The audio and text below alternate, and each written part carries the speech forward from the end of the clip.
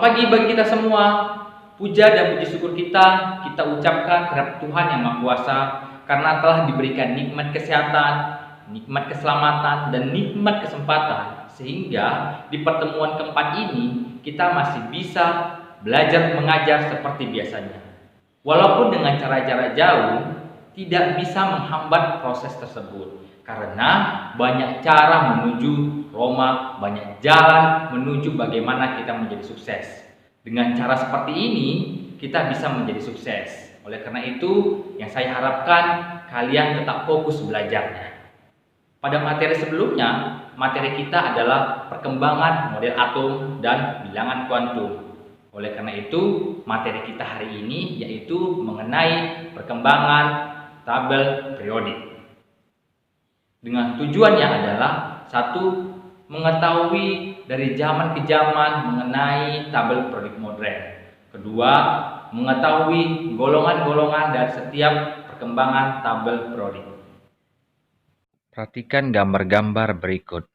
Ada 3 gambar, yaitu gambar fosfor, silikon, dan natrium. Bagaimana cara mengelompokkan unsur-unsur tersebut? Seperti apakah struktur atomnya? Pada halaman 54 mengenai perkembangan tabel periodik.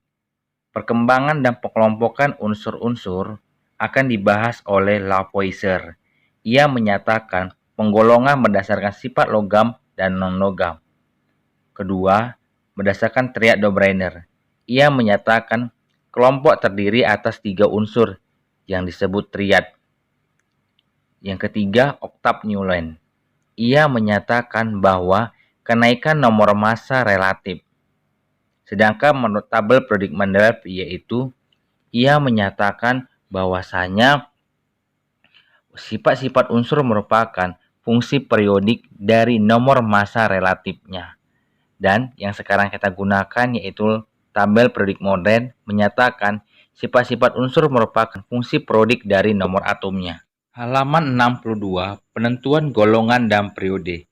1. Golongan unsur-unsur. Golongan A atau golongan utama. Blok S.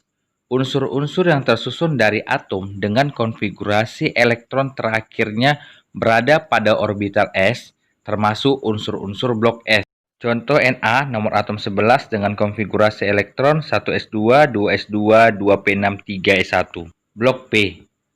Unsur-unsur yang tersusun dari atom dengan konfigurasi elektron terakhirnya berada pada orbital S dan orbital P, termasuk unsur-unsur blok P. Contoh Al dengan nomor atom 13, konfigurasi elektron 1s2, 2s2, 2p6, 3s2, 3p1.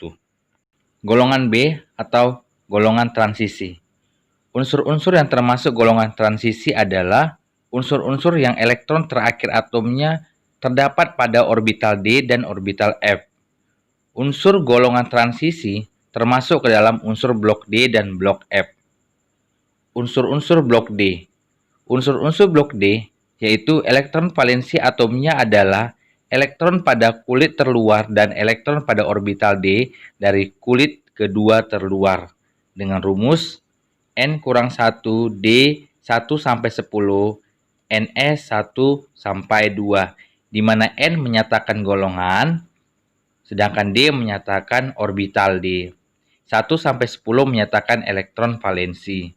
Begitu juga untuk NS 1 sampai 2. N menyatakan golongan, S menyatakan orbital S, 1 sampai 2 artinya elektron valensinya 1 sampai 2. Blok F. Atom-atom unsur blok F mempunyai elektron valensi orbital S pada kulit terluar dan elektron pada orbital F dari kulit ketiga keluar. Blok F terdiri dari 2 golongan, yaitu golongan lantanida dan golongan aktinida. Golongan lantanida dengan rumus 4F1 sampai 14, 6S1 sampai 2, di mana 4 menyatakan golongan lantanidanya, F menyatakan orbital F, S menyatakan orbital S.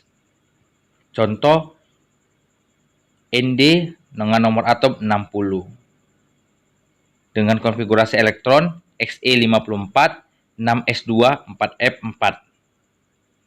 golongan aktinida dengan rumus 5F14 7S1 sampai 2. Unsur-unsur aktinida termasuk golongan 3B periode ke-7, sama dengan aktinium. Elektron terakhir dari atom unsur aktinida menempati orbital 5F. Jumlah di orbital 5F mulai dari 1 sampai dengan 14, sehingga golongan aktinida terdiri dari 14 unsur. Nomor golongan sama dengan jumlah elektron valensi.